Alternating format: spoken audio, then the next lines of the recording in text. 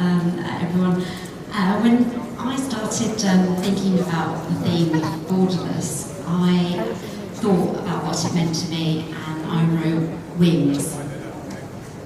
I'm safe and sheltered out of the Dow's drizzle, but as I stare at the darting blue ticks, the squawking library parakeets and levitating smoky gulls, I know I'll take the leap, test the wings that arrived, miraculous after years of wishing, dreaming.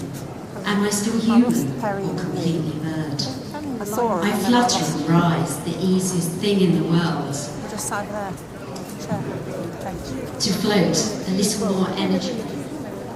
Floating until I've pulsed off, hovering next to charcoal branches, leaves sodden and shiny, feathers rustling as I thrust out, surge, gliding, absorbing air, rain slipping from my glossy body.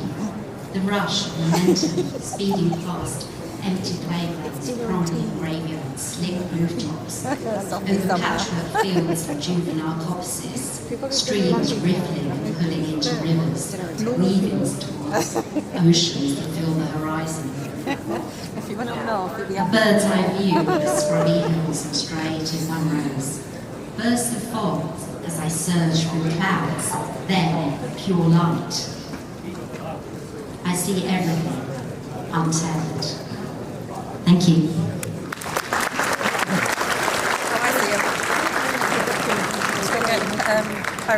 Good afternoon, everyone. This poem is called For Benjamin, and hopefully speaks for itself. For the first time that morning, you did not get up for the sun or go for a run. So I went off to hide me in the National Poetry Library with all of your energy in the stacks there, relaxing, dedicated to the earth and the children who care. Your spirit is there.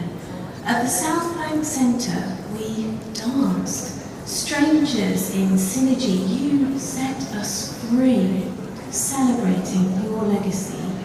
Your spirit was there. You'd have loved it that day you didn't get up for the sun. On graduation day, we, your students, heard you say, I write poems for you, and I hope that one day you will write poems for me. So read on and write some. We'll be neighbourly in the poetry country. As you said, think me. We write, you are remembered. You will be forever and ever all right. Because rumour has it, our destinies, rumour has it, are all the same.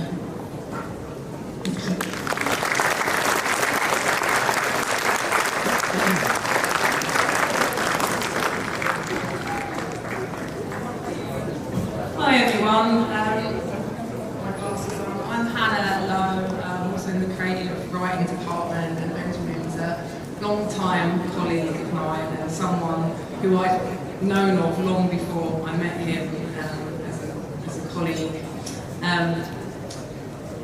Benjamin, he meant so much to me, and among all the things that he was to so many people, he's also a nature lover and a vegan. You know the poem, Be Kind to Your Turkey at Christmas. And also a really clear voice and crystal clear voice in the face of the emerging climate crisis.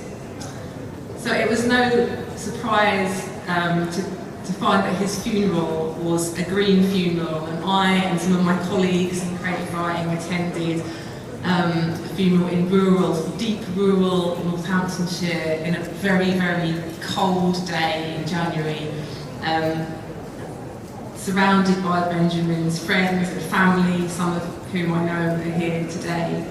And Benjamin was buried in a compostable, not compostable, but a composting coffin, red, gold and green rattan. And during the funeral we heard so many words from family and friends and colleagues here, people that knew and loved Benjamin. And from Benjamin himself, it was so amazing to hear his voice echoing over the fields. And so for that reason, I thought I'd read a kind of nature poem by Benjamin. I should add that when the funeral was over, and it did go on for a good few hours, and I think Tom Betteridge said, you know, this is Benjamin making us really feel nature. And we had our vegan cakes at the end, and then we departed, and our cars were parked in a very muddy field, and pretty much everyone, and there were hundreds of people, had to be helped out of, their cars had to be dragged out of the field by a truck.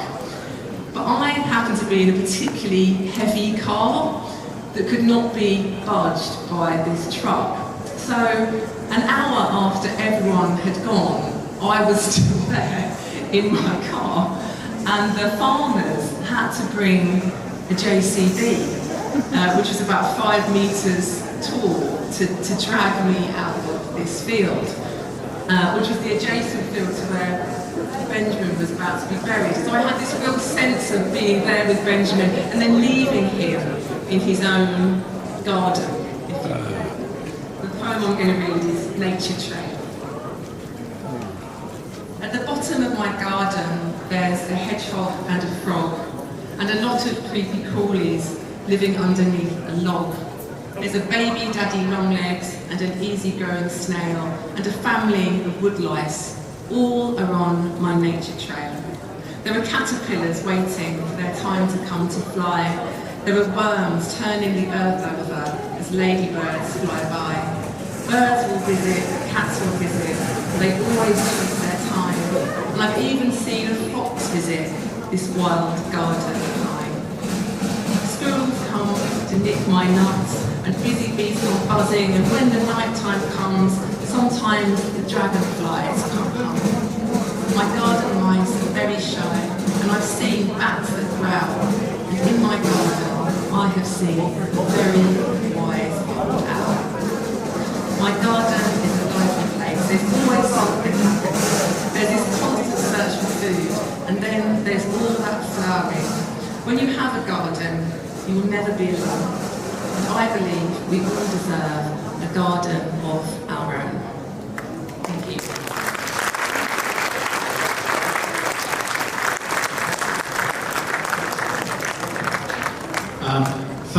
Thank you, Hannah.